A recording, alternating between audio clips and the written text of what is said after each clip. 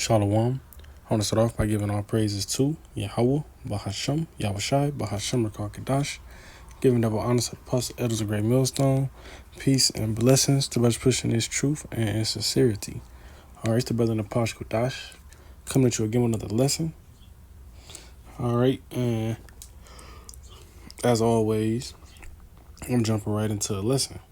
All right, Proverbs 28, the first couple of verses. I particularly like this chapter. No specific reason, but just the edification in it is a wise. Like this, the Proverbs is a part of the book of wisdom, the books of wisdom, right? But it's pretty straightforward. It's not too deep. It's just straight edification. All right, it's Proverbs 28:1. The wicked flee when no man pursueth, but the righteous are as bold as lions. All right, and the thing about a lion, right? The reason why a lion is used here, the righteous are as bold as lions. But when you look at the characteristics of a lion, right, it's a breakdown to them. The reason why the lion is known as the king of the jungle was because of their boldness. It's not like they're the strongest, right? They're not the biggest. They're not the fastest. But it's their attitude toward life. Like they stand, even it's well known throughout the world, pictures of lions, they got a bold stance, even when they're standing up. All right. So that's what makes them the king, is their mentality. All right. So that's the same thing for the righteous. The righteous, when we stand on what we know, we stand in boldly. All right.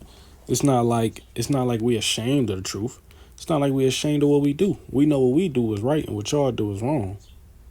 Right? And let's just look up that word bold. The word bold is to trust in, have confidence, be confident. All right, so we have confidence in what we believe in, right? We believe what we believe is the truth. That's why we call it the truth. All right.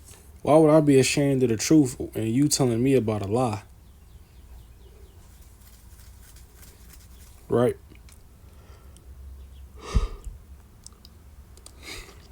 Verse 2. For the transgressions of a land, many are the princes thereof, but by a man of understanding and knowledge, the state thereof shall be prolonged. All right, the transgressions of the land are the princes thereof. So you niggas is high ranking demons, high ranking go off niggas, bro. Cause look, the transgression of the land, many are the princes thereof. If you the prince of something, you basically second in command, or you a high level individual. So when it comes to the transgressions, which we know transgression, iniquity is what? Sin upon sin. Transgression is the breaking of the law, right? So when it comes to the breaking of the law, y'all some high level individuals. You 2/3, you niggas in the world, whatever you wanna, you dreadhead, rasta, whatever you wanna label yourself. Y'all just high level when it comes to breaking the law. It say what? But by a man of understanding of what? The scriptures, the law, statutes, and commandments, and knowledge, and state thereof shall be prolonged. Why? Because we understand that the law, statutes, and commandments, which is found in the Bible, gonna prolong your life, because that's the right way to live. The Bible is the manual of life. Why would it tell you what to do, what not to do? Like it said, the herbs given to us by the Most High were created for us. So me knowing that, guess what I'm gonna do? I'm gonna buy some herbs, right? That's just one simple thing. But literally every passage has, like, I'm reading the book of wisdom right now, right? Your life gonna be prolonged if you read and understand Proverbs. Simple as that. Verse 3, a poor man that oppresseth the poor is like a sweeping rain which leaveth no food. All right, so put it to you like this. A poor man that oppresses the poor man is void, it's pointless. You niggas in the hood, y'all shooting at each other, making it so that they can't come outside or we ran him off his porch. Nigga, what you get out of that? All right, why is two homeless men gonna fight to the death over $1? You're not gonna benefit from that in the long run. You're really hurting yourself. Cause it ain't like you attacking the government officials. If you ain't attacking the oppressor, you ain't gonna be in no better estate. Like niggas in jail, what they do? They click up and they fight each other, but they ain't coming together trying to break out. You know, the poor oppressing the poor. So y'all gonna stay in that same estate. And it's vain. That's what the scripture uses. A sweeping rain which leaveth no food. Imagine it rain and there's no food there. You'd be like, what the fuck was the point of the rain?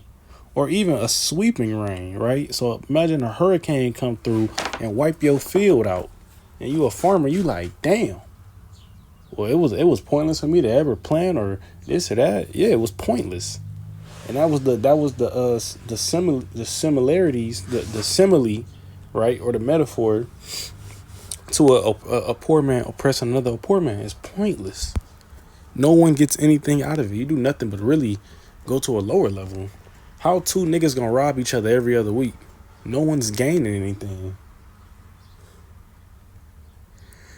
Verse 4, they that forsake the law praise the wicked, but such as keep the law contend with them. Who is the wicked? You know, you got Esau, Edom, the elites, right? According to John 8:44, that's what y'all look up to. But even these so-called celebrities, right? A celebrity say, get blind hair. What you niggas do? Go get blind hair. Celebrities say, man, we're going to make crab and lobster a delicacy. And what you niggas do? We got to get that crab and lobster. You know, niggas do whatever it take to fit in or to follow after the wicked, right?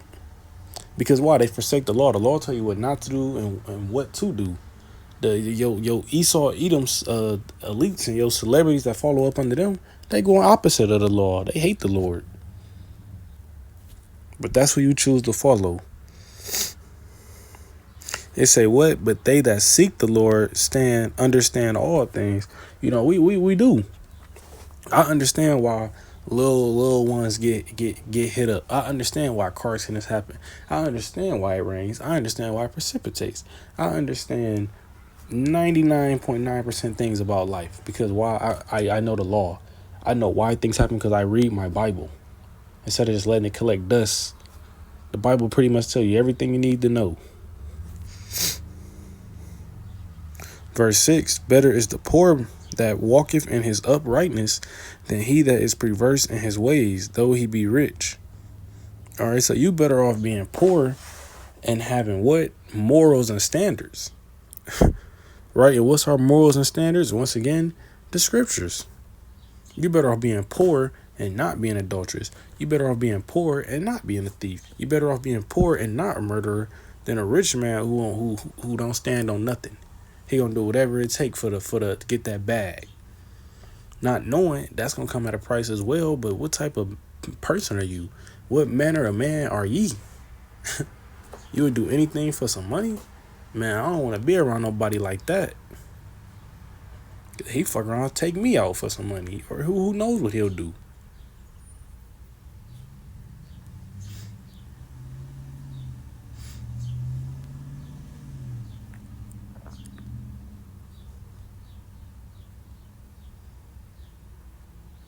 Verse 7, whoso keepeth the law is a wise son.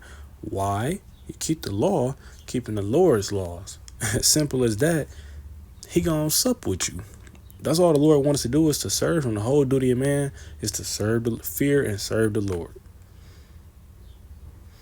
It say, but he that is a companion of riotous men shameth his father.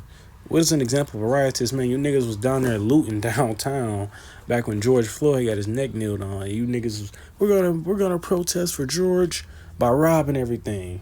What the fuck? What? And then they start robbing each other. Riotous, man. They lawless, wild, fucking brute beasts.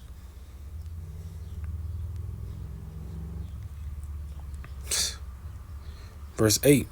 He that by usury and unjust gain increaseth his substance, he that gather it for him that will pity the poor. So guess what? Interest, taxation. Yes, we know those things are going on. That's what usury is. Taxation, interest. This how you loan out. This how the bank will loan you out some money and say, "Well, you give us some more on top." First and foremost, ain't no bank in the scriptures like that. Not to my understanding. So we know that shit off. But at the end of the day, the Lord said it's nothing to make a rich man poor. So, like in the times we come into a Jacob's trouble, you niggas stocking up and y'all making people pay. They doing usury. All right, the banks, we're gonna keep your money. Just give us some money to keep your money.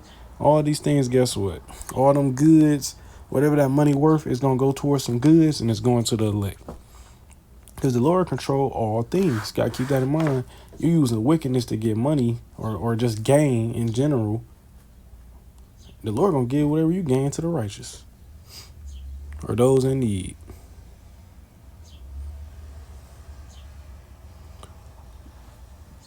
Verse 9, I'm going to end it with this. He that turneth away his ear from hearing the law, even his prayer shall be an abomination. So, hey, if you don't want to hear the law, which is the first 5 books, Genesis, Exodus, Leviticus, Numbers, and Deuteronomy, which are the laws, your do's and don'ts, no ifs, ands, or buts about it, don't even pray, because your prayers are abomination is a disgusting thing. Your prayers are a disgusting thing to the Lord. All right. Hey, with that, I want to give all praises to Yahweh, Bahashem, Yahushai, Bahashem, Rakakadash, giving double honor to the Apostle Elder Great Millstone, peace and blessings, brother pushing his truth and sincerity, and Kwam Yasharala.